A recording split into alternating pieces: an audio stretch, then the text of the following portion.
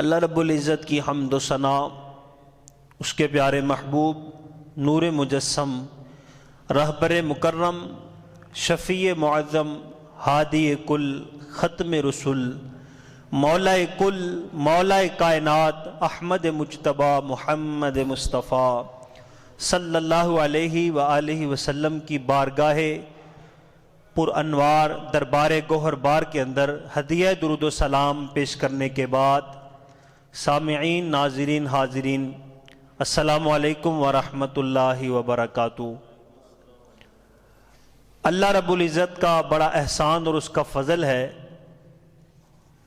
کہ چند ایام کے بعد رمضان المبارک کی آمد ہے۔ آج کا ہمارا یہ خطبہ استقبال رمضان پہ ہے اور یہ میرے آقا کی عظیم سنت ہے۔ جب رمضان آتا تو حضور اس کے استقبال کے اندر اپنے صحابہ کو جمع کرتے اور ایک خطبہ ارشاد فرماتے رمضان کی فضیلت پر، رمضان کے احکامات پر۔ تو ہم بھی کہتے ہیں مرحبا مرحبا صد مرحبا مرحبا پھر آمد رمضان ہے، کھل اٹھے مرجائے دل تازہ ہوا ایمان ہے۔ مرحبا مرحبا پھر آمد رمضان ہے، کھل اٹھے مرجائے دل تازہ ہوا ایمان ہے۔ ہم گنہگاروں پر کتنا بڑا احسان ہے، زندگی میں پھر تو نے عطا کیا رمضان ہے۔ غور کریں کتنے لوگ تھے جن کو پتہ بھی نہیں تھا کہ ہم اگلے رمضان میں نہیں ہوں گے، تو ہمارے اندر ہمارے درمیان وہ لوگ نہیں موجود۔ ہم گنہگاروں پر کتنا بڑا احسان ہے، زندگی میں پھر عطا تو نے کیا رمضان ہے۔ تجھ پہ صدقے جاؤں رمضان تو عظیم الشان ہے، تجھ پہ صدقے جاؤں رمضان تو عظیم الشان ہے، کہ خدا نے تجھ میں ہی نازل کیا قرآن ہے۔ دو جہاں کی نعمتیں ملتی ہیں روزہ دار کو، صرف دنیا میں نہیں، روزہ رکھنے والے کو قیامت والے دن اللہ اپنا دیدار کروائے گا۔ دو جہاں کی نعمتیں ملتی ہیں روزہ دار کو، جو نہیں رکھتا ہے روزہ وہ بڑا نادان ہے۔ یا خدا تو کبھی مدینے میں رمضان دکھا، یا خدا تو کبھی مدینے میں رمضان دکھا، مدتوں سے یہ دل میں میرے بڑا ارمان ہے۔ اللہ رب العزت کا بڑا فضل احسان اور اس کا شکر ہے، اس نے ہمیں رمضان المبارک عطا فرمایا۔ اپنی پاک کتاب قرآن مجید فرقان حمید کے اندر ارشاد فرمایا یا ایھا الذین آمنوا، اے ایمان والو، کتب علیکم الصیام، پہلی بات تم پہ روزے فرض کیے گئے ہیں۔ دوسری بات کما کتب علی الذین من قبلکم، جیسا کہ تم سے پہلے لوگوں پہ فرض تھے۔ تیسری بات لعلکم تتقون، تاکہ تم پرہیزگار بن جاؤ، تمہیں تقوی نصیب ہو جائے۔ اس آیت کے اندر تین باتیں ہیں۔ ایک تو رمضان کے روزے فرض ہیں، 2 ہجری کے اندر روزے فرض ہوئے۔ نبی پاک صلی اللہ تعالیٰ علیہ وسلم جب مدینہ شریف آئے تو اس کے دوسرے سال یہ رمضان کے روزے فرض ہوئے، یعنی نبی پاک صلی اللہ تعالیٰ علیہ وسلم نے اپنی زندگی کے آخری 10 سال رمضان کے اندر مدینہ شریف کے اندر گزارے۔ تو یوں آپ کی زندگی کے اندر 9 مرتبہ رمضان آیا۔ تو آقا کریم علیہ الصلوۃ والسلام کی زندگی کے اندر 9 مرتبہ رمضان آیا، ان میں سے 7 مرتبہ 29 کے چاند کے ساتھ تھا اور 2 مرتبہ 30 روزوں کے ساتھ تھا۔ یہاں پہ ان لوگوں کے لیے بھی سبق ہے جو کہتے ہیں کہ جب چاند 29 کا ہو 30واں روزہ نہ ہو تو کہتے ہیں مولوی روزہ کھا گئے۔ تو استغفر اللہ، کوئی مسلمان ایسا ذہن نہیں رکھتا کہ پوری امت دنیا بھر کے مسلمانوں کے روزوں کا بوجھ اپنے کندھوں پہ اٹھائے، ایسا نہیں کوئی کرتا۔ اکثر رمضان جو ہوتا ہے اس کا چاند 29 کا ہوتا ہے۔ نبی پاک کی زندگی میں 9 مرتبہ رمضان آیا، 7 مرتبہ 29 کے چاند کے ساتھ آیا، اور میرے آقا نے باقاعدہ فرمایا چاند 29 کا ہو یا 30 کا، تم اپنے روزوں کی تعداد پوری کرو، یعنی 29 کا ہو تو 29 ہی رکھو، اللہ تعالیٰ ثواب تمہیں 30 کا ہی عطا فرمائے گا۔ ایسا نہیں ہے روزہ کم ہو گیا ہمارا ثواب کم ہو گیا، یہ اللہ کا کرم ہے، یہ اس کا احسان ہے۔ روزے ہم 29 رکھے، اللہ 30ویں کا بھی ثواب عطا فرماتا ہے۔ لعلکم تتقون، تاکہ تم پرہیزگار بن جاؤ۔ روزے تم پہ فرض ہے جس طرح کے پہلوں پہ فرض تھے. اس سے پتہ چلا صرف اس امت پہ روزے فرض نہیں ہیں, اس سے پچھلی امتوں پہ بھی فرض ہے. اور اگر اس کی رمضان کی تاریخ دیکھی جائے روزوں کی کہ روزے کب سے شروع ہوئے, تو تفسیروں کے اندر یہ ملتا ہے. علامہ اسماعیل حقی رحمۃ اللہ علیہ اپنی تفسیر کے اندر فرماتے ہیں کہ حضرت آدم علیہ السلام کی نسل میں تیسرا بادشاہ ملک تحمور الثالث یہ بادشاہ گزرا ہے. اس کے دور کے اندر قحط پڑ گیا. اس نے اپنی قوم کو حکم دیا کہ صرف ایک وقت کا کھانا کھائیں, ایک وقت کا کھانا کھائیں اور ایک وقت کا کھانا بچا کے قحط زدہ علاقوں میں بھیجیں, تاکہ وہ غریب جو بھوک سے مر رہے ہیں ان کی بھی مدد ہو سکے, ان کی زندگیاں بچ سکیں. تو لہٰذا قوم نے اپنے بادشاہ کا حکم مانا, انہوں نے ایک وقت کی روٹی کھائی, ایک وقت کی بچا کے قحط زدہ علاقوں میں اپنا راشن بھیجا. تو یوں پورے ملک سے قحط دور ہو گیا. اللہ تعالیٰ کو ان کی یہ ادا بڑی پسند آئی. اللہ نے اس وقت کے نبی پہ وحی فرمائی, ہم نے ان کی اس عادت کو پسند کر کے عبادت بنا دیا ہے. تو یہ روزے کی تاریخ وہاں سے شروع ہوئی. حضرت آدم علیہ السلام پہ روزے فرض تھے, مہینے میں 3 دن, چاند کی 13, 14 اور 15. حضرت نوح علیہ السلام پہ روزے فرض تھے, حضرت عیسیٰ علیہ السلام پہ 1 دن چھوڑ کے 1 دن بعد. یوں انبیاء کرام کی امتوں پہ مختلف طرح کے روزے فرض تھے. تو اس امت کو رمضان المبارک عطا کیا گیا.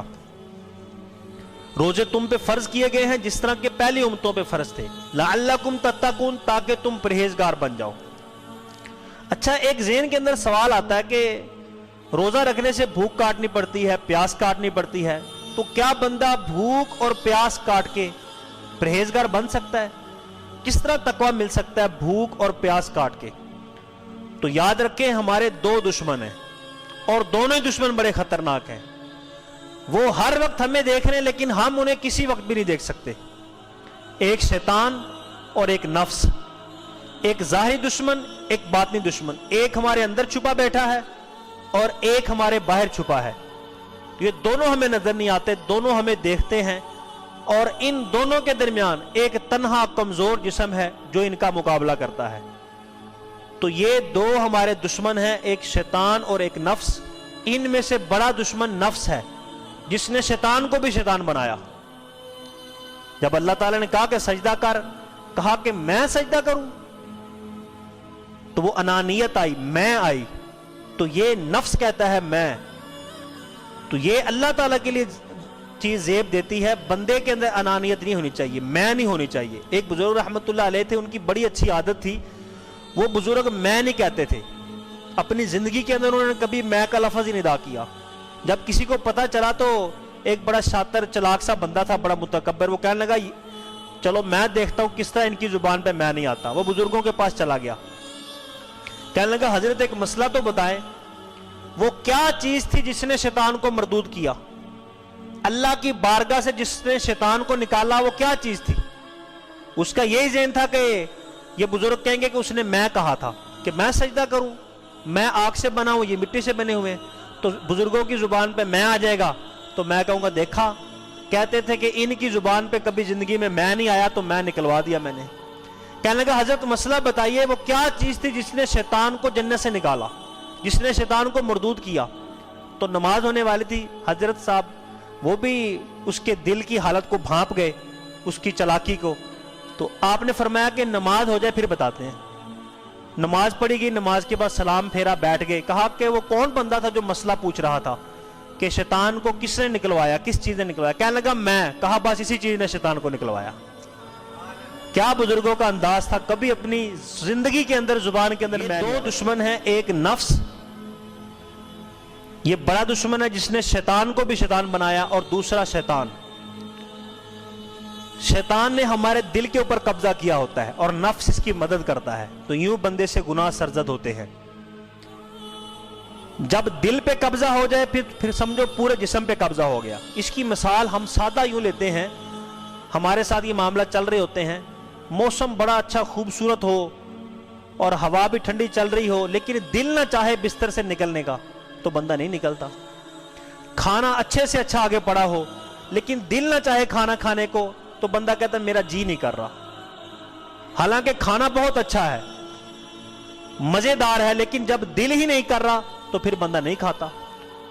تو دل رہنمائی کرتا ہے, باقی اعضاء اس کی تابعداری کرتے ہیں. تو جب دل پہ کنٹرول ہو جائے تو سب پہ کنٹرول ہو گیا. تو شیطان نے انسانوں کے دلوں کے اوپر قبضہ کیا ہوتا ہے. اور نبی پاک صلی اللہ تعالی علیہ وسلم نے فرمایا کہ اس کا حل, اس کا مقابلہ یہ ہے کہ اللہ کا ذکر کرو. جب اللہ کا ذکر کرتے ہو تو یہ قبضہ چھوڑ کے پیچھے ہو جاتا ہے. جب تم اللہ کے ذکر سے غافل ہوتے ہو پھر یہ تمہارے دل پکڑ لیتا ہے. تو یہ شیطان ہر وقت یہ ہمارا دشمن ہے, یہ پیچھا کر رہا ہے, اور ایک ہمارا نفس ہے. تو جب رمضان آتا ہے تو اللہ بندے کو فرماتا ہے, اے بندے, جو تیرا ایک ظاہر کا دشمن تھا جو تجھے نظر نہیں آتا تھا, اس کو میں نے زنجیروں کے اندر جکڑ کے قید کر دیا ہے. اب جو تیرے اندر کا دشمن بیٹھا ہے اس کو تو قید کر دے. اس دشمن کو میں نے قید کر دیا, اس کو تو قید کر دے. اب قید کرنے کا طریقہ کیا ہے؟ مولانا روم جو علامہ اقبال کا بھی پیر ہے, اس نے کہا کہ یہ نفس کبھی مرتا نہیں ہے.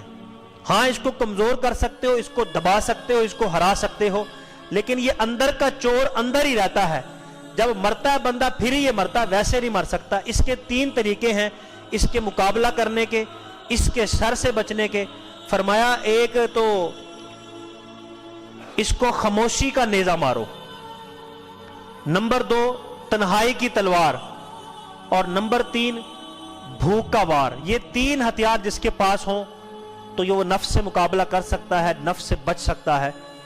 تو بھوک, تو یہ بندہ جب روزہ رکھتا ہے تو بھوک اور پیاس کاٹتا ہے, تو پھر اس نفس سے مقابلہ ہوتا ہے. تو روزہ رکھا اس لیے گیا ہے کہ تاکہ بندہ نفس سے مقابلہ کرے. تو جب نفس سے مقابلہ ہوگا, باہر کے دشمن کو اللہ نے قید کر دیا, تو جب ہم بھوک اور پیاس کاٹیں گے, اندر کے دشمن کو ہم نے پھر قید کر دیا, تو یوں بندے کو پرہیزگاری ملے گی, روحانیت ملے گی, اس کے درجات کے اندر ترقی ہوگی. تو یہ روزہ رکھنے کا مفہوم ہے. تو نفس کا مقابلہ ہم 3 چیزوں سے کر سکتے ہیں, خاموشی سے. تو آج کے دور کے اندر خاموشی سے بہتر کوئی چیز نہیں ہے.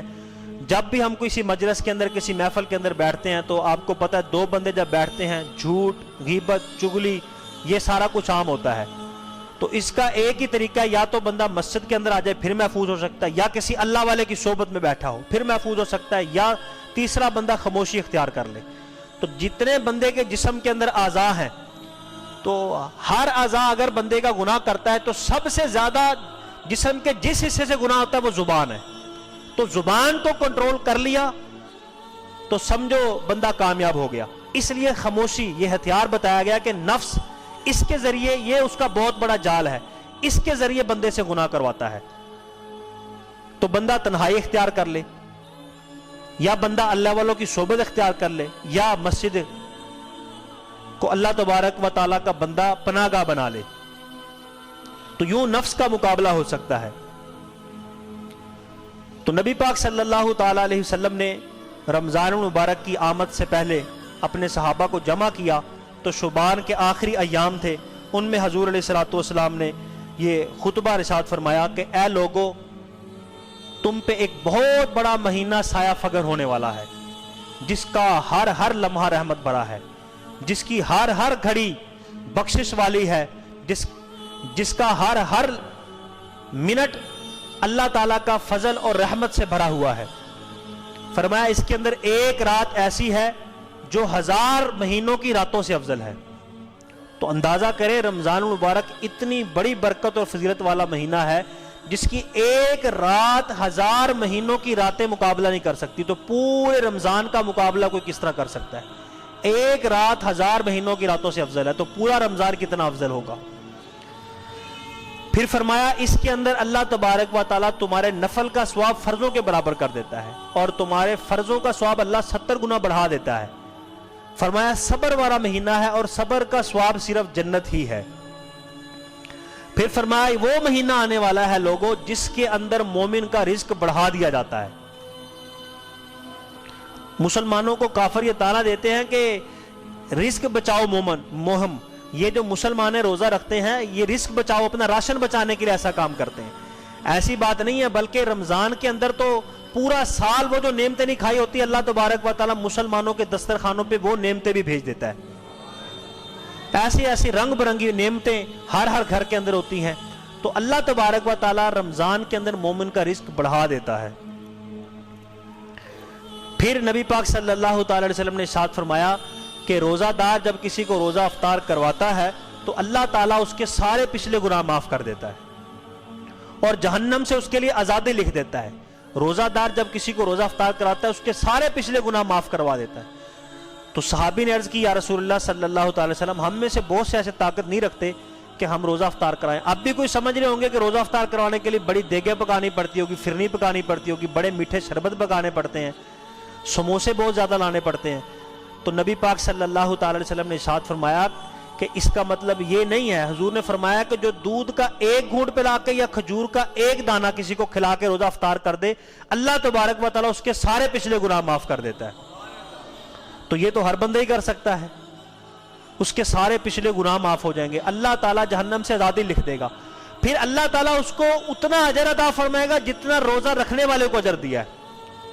ہم نے صرف ایک کھجور اس کو کھلائی، ایک پانی کا گھونٹ پلایا، روزہ افطار کروایا، اس نے 15 گھنٹے بھوک اور پیاس کاٹ کے جتنا ثواب لیا، ہم ایک کھجور کا ایک دانہ دے کے اتنا ثواب حاصل کر لیتے ہیں۔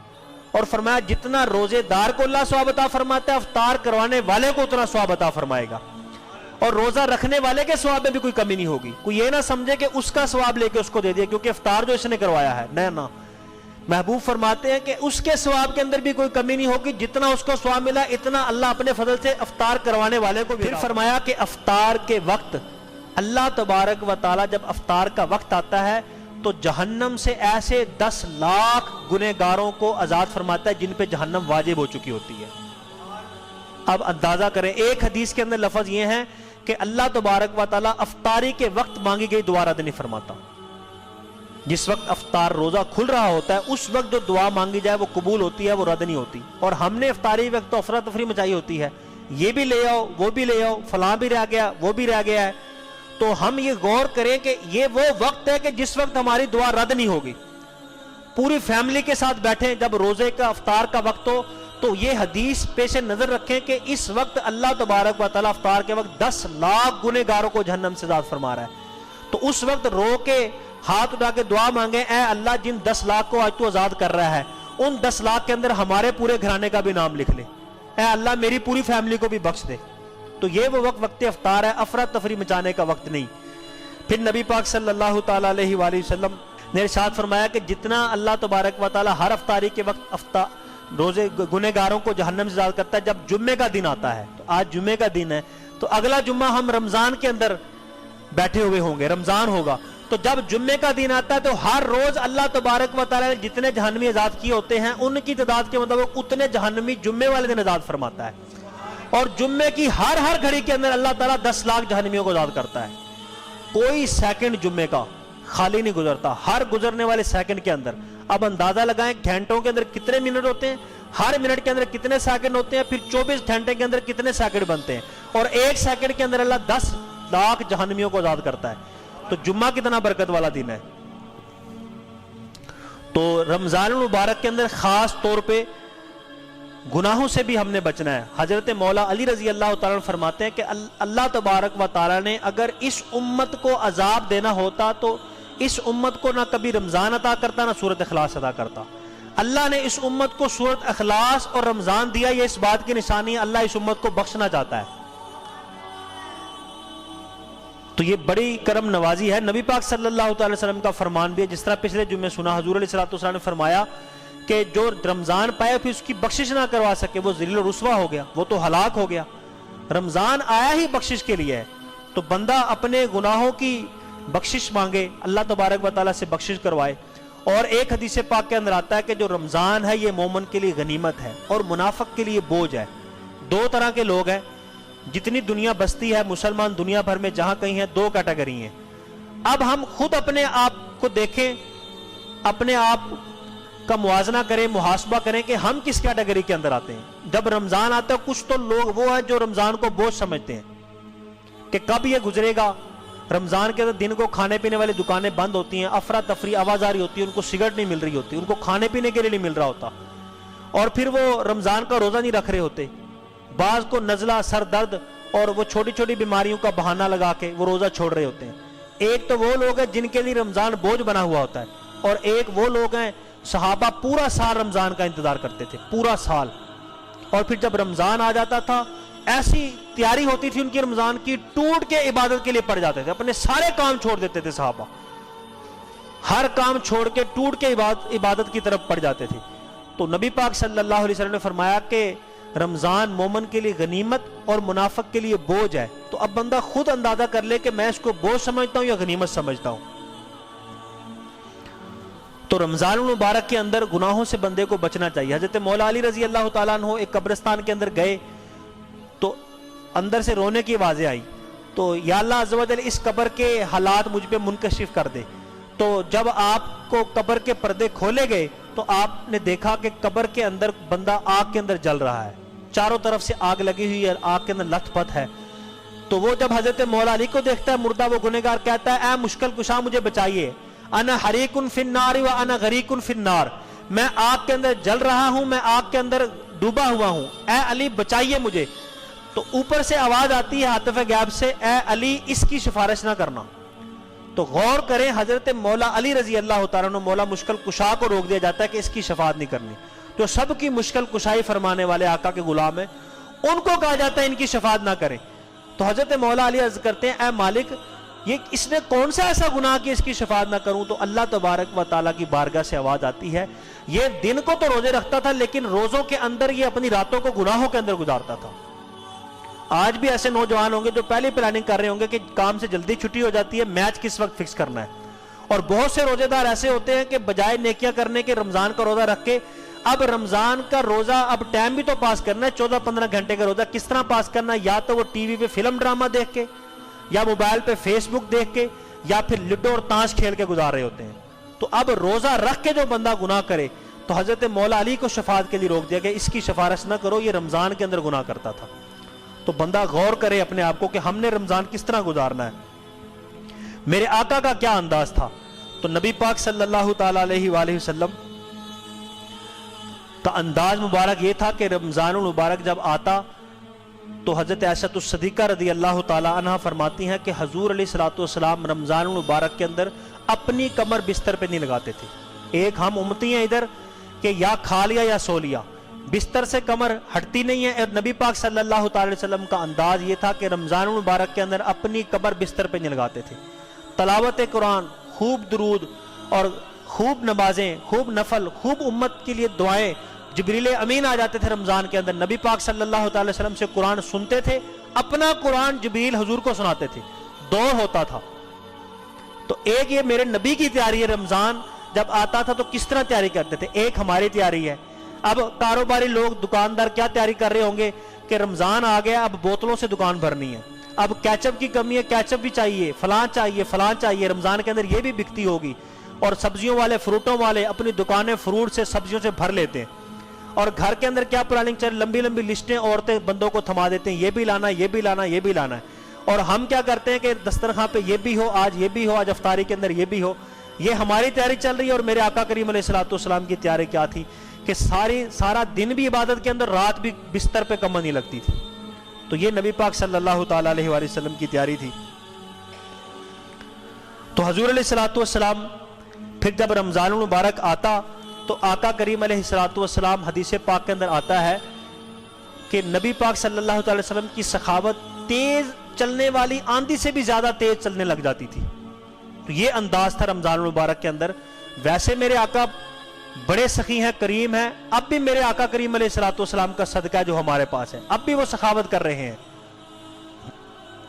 تو نبی پاک صلی اللہ تعالی وسلم جب رمضان آتا تو آپ کی سخاوت تیز چلنے والی آندھی سے بھی زیادہ تیز چلنے لگ جاتی۔ مسلمانوں کا انداز بھی ہونا چاہیے۔ رمضان آتا ہے تو بعض لوگ تو اپنی زکوٰۃ ہی نہیں نکالتے، اگر کوئی نکالتے ہیں تو بڑا احسان جتلا کے اگلے کو ذلیل کر کے پھر آ جانا، کسی کو دینا کسی کو نہ دینا۔ تو یوں ہمارے مختلف انداز ہوتے ہیں۔ حالانکہ نفلی صدقے کا حکم دیا گیا، نبی پاک صلی اللہ تعالی وسلم فرمایا میں اللہ کی قسم کھا کے کہتا ہوں جو اللہ کی راہ کے اندر صدقہ نکالتا ہے اللہ اس کا مال کم نہیں ہونے دیتا۔ تو نفلی رہا، لوگ فرض زکوٰۃ نہیں اپنی نکالتے، اور اگر نکالتے بھی ہیں تو احسان جتلا کے کہ میری محنت کی کمائی ہے۔ تو محنت سے تمہارے پاس یہ پیسے نہیں آئے، اگر محنت سے آتے ہوتے تو ہر مزدور روزانہ کتنی محنت کرتا ہے، وہ کروڑ پتی ہوتا ہے۔ یہ میری عقل کی کمائی ہے، لوگ سمجھتے ہیں میں نے اپنی عقل سے کمایا ہے۔ اگر عقل سے بندہ کروڑپتی ہونا ہوتا تو جتنے ماسٹر ہیں جتنے ٹیچر ہیں جو ان کے پاس شاگرد ہیں یہ پڑھ کے ان سے آگے نکل جاتے ہیں، لیکن ماسٹر ماسٹر ہی رہتا ہے۔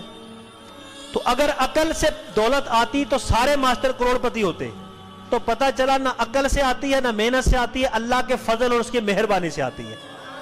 تو جب جس بندے کو اللہ نے دیا ہے وہ اس کا فضل سمجھے، اس کی مہربانی سمجھے، دروازے پہ آنے والے صاحب کو احسان نہ جتائے، اس کو ذلیل نہ کرے، یہ سوچے کہ جس جگہ پہ یہ کھڑا ہے کہ اللہ بھی مجھے اس جگہ پہ کھڑا کر سکتا تھا، لیکن اللہ کا یہ فضل ہے، اس کی مہربانی ہے، اس نے اس کو یہاں کھڑا کیا اور مجھے یہاں کھڑا کیا، وہ لینے والوں میں میں دینے والے میں ہوں، تو یہ میرے پہ اللہ پاک فضل ہے۔ اور جس کو زکوٰۃ دے رہے ہیں اس کے اوپر وہ احسان نہ جتلائے، بلکہ یہ اللہ کا شکر ادا کرے کہ کیونکہ جو زکوٰۃ ہوتی ہے یہ مال کی میل ہوتی ہے، زکوٰۃ دینے سے مال پاک ہوتا ہے، جس طرح روزہ رکھنے سے بدن پاک ہوتا ہے، اسی طرح زکوٰۃ دینے سے بندے کا مال پاک ہوتا ہے۔ تو جو دروازے پہ آیا ہے جس کو بندہ زکوٰۃ دے رہا ہے، اللہ کا شکر ادا کرے، اللہ تعالیٰ نے میرا مال پاک کرنے کا ذریعہ اس بندے کو بنایا ہے، میرا مال پاک اللہ اس بندے کے ذریعے کر رہا ہے۔ تو یوں بندہ اپنا ذہن بنائے تو اپنا احسان نہ جتلائے، اپنی عقل اور اپنی محنت کی کمائی کو یہ نہ سمجھے، بلکہ اللہ کی مہربانی اس کا فضل سمجھے، زکوٰۃ بھی ادا کرے، اور پھر خیال رکھے کہ جو اس نے رمضان کے اندر دینا ہے سب سے پہلے اپنے رشتہ داروں کا خیال رکھے۔ نبی پاک صلی اللہ تعالی وسلم نے فرمایا کہ قیامت والے دن اللہ تبارک و تعالیٰ ایسے بندے کی طرف نظر رحمت نہیں فرمائے گا جو اپنے ضرورت مندوں کو چھوڑ کے باہر لوگوں کو دیتا ہے۔ لوگ رکھ رکھا کے لیے باہر دیتے ہیں اور اپنے رشتہ داروں کو شریکہ ہونے کی وجہ سے نہیں دیتے۔ اپنا رشتہ دار، قریبی پڑوسی دار، اپنی سگی بہن، اپنا بھائی، اپنا بھتیجا، اپنے ماموں، اپنے چچا، اپنی پھوپھیاں، قریبی رشتہ دار، اپنے بڑوں کو اور اپنی نسل کو زکوٰۃ نہیں لگتی، میاں کی بیوی کو، بیوی کی خاوند کو زکوٰۃ نہیں لگتی، ان کو چھوڑ کے اپنے ماں باپ کو زکوٰۃ نہیں لگتی، اپنی اولاد کو نہیں دے سکتے، یعنی جس نے زکوٰۃ نکالنی ہے وہ اپنی اولاد کو نہیں یا ماں باپ کو نہیں دے سکتا یا اپنی بیوی کو نہیں دے سکتا، ان رشتہ داروں کو چھوڑ کے باقی ہر ایک کو دے سکتا ہے۔ رشتہ داروں کے جو ضرورت مند ہوتے ہیں ان ضرورت مندوں کی ضرورت کو دیکھ کے پہلے ان کو دے پھر باہر دے، تو قیامت والے دن اللہ تعالیٰ اس کی طرف نظر رحمت نہیں فرمائے گا جو اپنے رشتہ دار محتاجوں کو چھوڑ کے باہر لوگوں کی محتاجی دور کرے۔ تو پہلے ان کو دیکھے، پھر اس کے بعد اپنے ملازم جو اپنے پاس کام کرنے والے لوگ ہیں وہ دیکھے، پھر پڑوسی دیکھے، پھر دور دراز کے لوگ، دوست احباب جن کو دینا چاہتا ہے، پھر ان کو یہ ایک ترتیب ہے، اس انداز سے بندہ اپنی زکوٰۃ نکالے۔ اور نبی پاک صلی اللہ تعالی وسلم نے فرمایا کہ اپنے مال سے زکوٰۃ نکال کے اس کو محفوظ کلوں کے اندر کر لو۔ خشکی اور تری کے اندر جتنا مال ہلاک ہوتا ہے یہ زکوٰۃ نہ دینے کی وجہ سے ہوتا ہے۔ مال کے اوپر آفت آ جاتی ہے، آگ لگ گئے، کروڑوں کا مال دکان میں پڑا تھا جل گیا، غرق ہو گیا، ڈاکہ پڑا، چوری ہو گیا، بندہ پتہ نہیں یار یہ ایسا کیوں ہو گیا، تو وہ سوچتا نہیں ہے کہ سال پورا گزر گیا میں نے زکوٰۃ ہی نہیں نکالی، میں نے اس کا صدقہ ہی نہیں دیا۔ خشکی اور تری کے اندر جو مال تلف ہوتا ہے وہ زکوٰۃ نہ دینے کی وجہ سے ہوتا ہے۔ بندہ زکوٰۃ ہی نہیں نکال رہا ہوتا ہے، بندہ دیکھتا ہے کہ اوہو میرے مال کی 10 لاکھ زکوٰۃ بنتی ہے، اگر 10 لاکھ بنتی ہے، ادھر دیکھ رہا دوسری طرف بھی تو دیکھ، اللہ تعالیٰ نے تجھے 4 کروڑ عطا بھی تو کیا ہے، اس طرف نہیں دیکھتا کہ 4 کروڑ ہے، اس طرف دیکھ رہا ہے کہ 10 لاکھ نکل رہی ہے، اور پھر یہ سوچ رہا ہے کہ یہ کم ہو رہی ہے۔ تو کیسا نادان ہے وہ شخص، کم تو نہیں ہوتی۔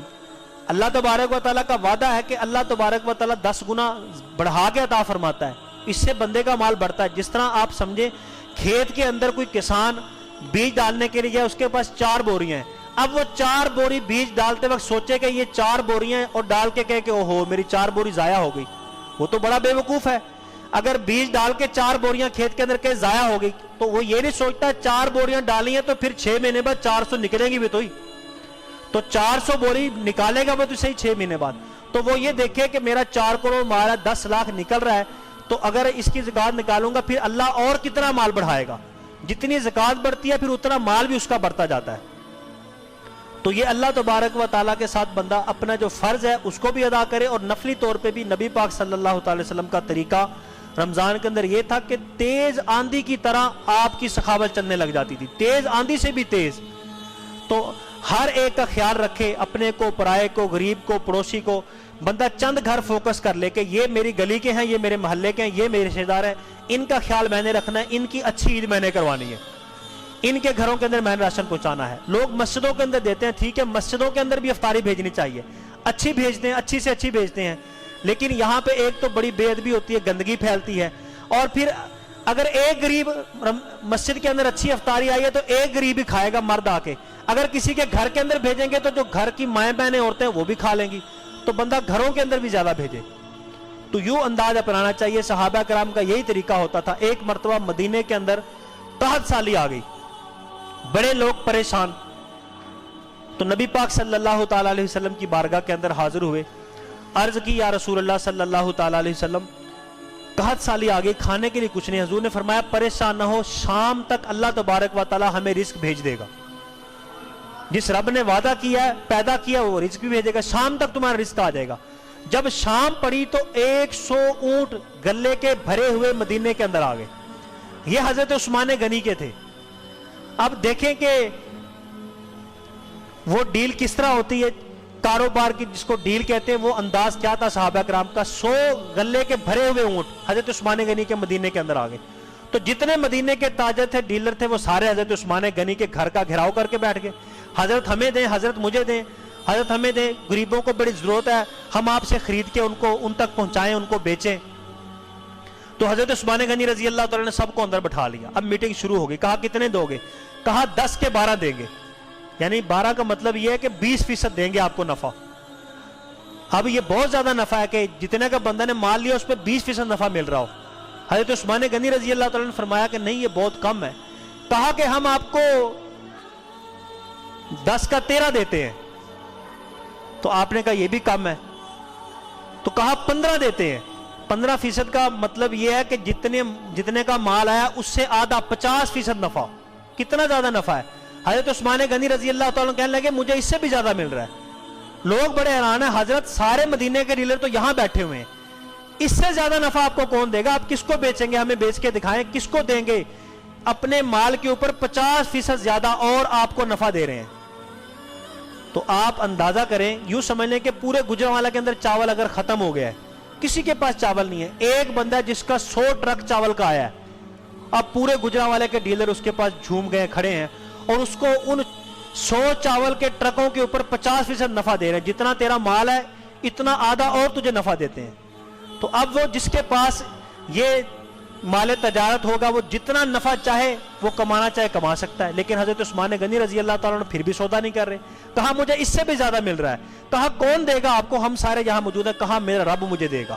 کہا تم سب گواہ ہو جو میں نے اللہ کی رضا کے لیے ایک مدینے کے سارے غریبوں اور فقراء پہ اپنا سارا مال صدقہ کر دیا, ایک کے بدلے 10 گنے کا سودا کر لیا. کہا مجھے اللہ 10 گنا عطا فرمائے گا.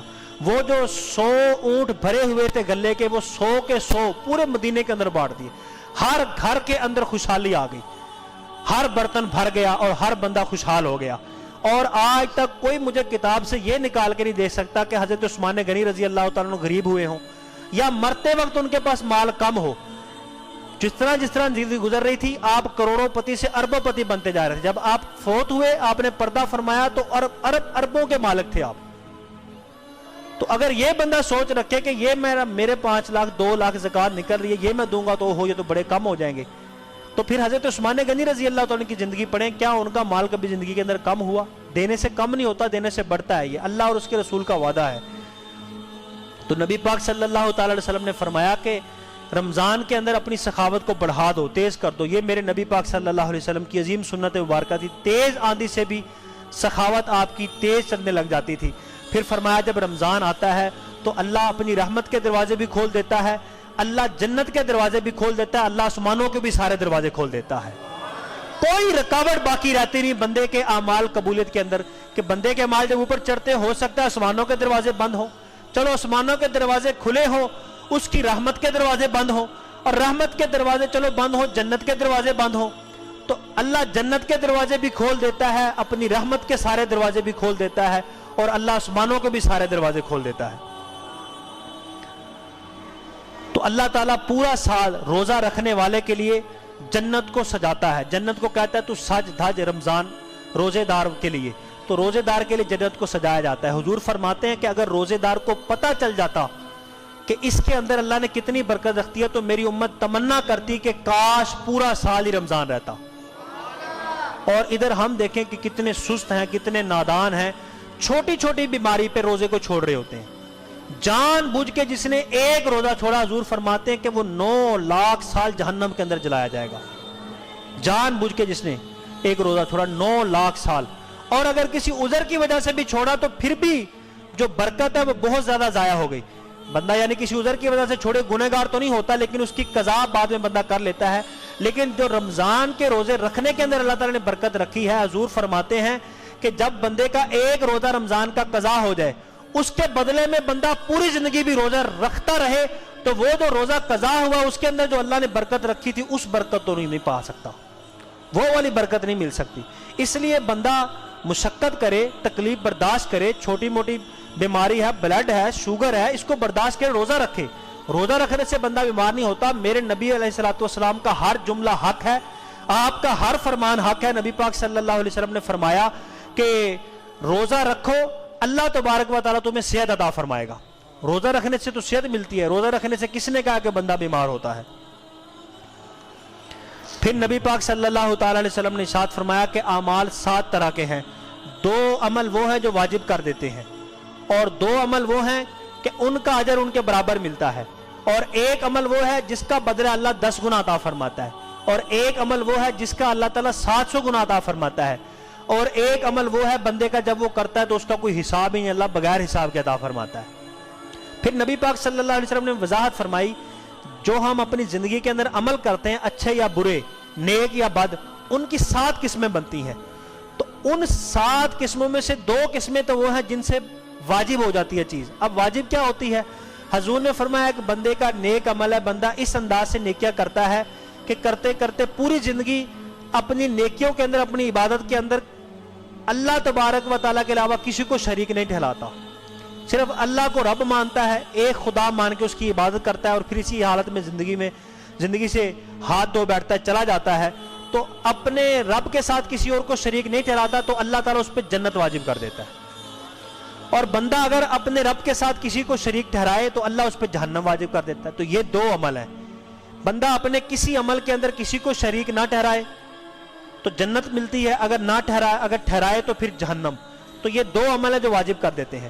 پھر فرمایا 2 عمل ایسے ہیں کہ ان کی جزا ان کے مثل ہے. ایک بندے کا گناہ، جو بندے نے گناہ کیا اس کا بدلہ اللہ تبارک و تعالیٰ لکھ دیتا ہے، جتنا گناہ کیا اتنی سزا لکھی جائے گی.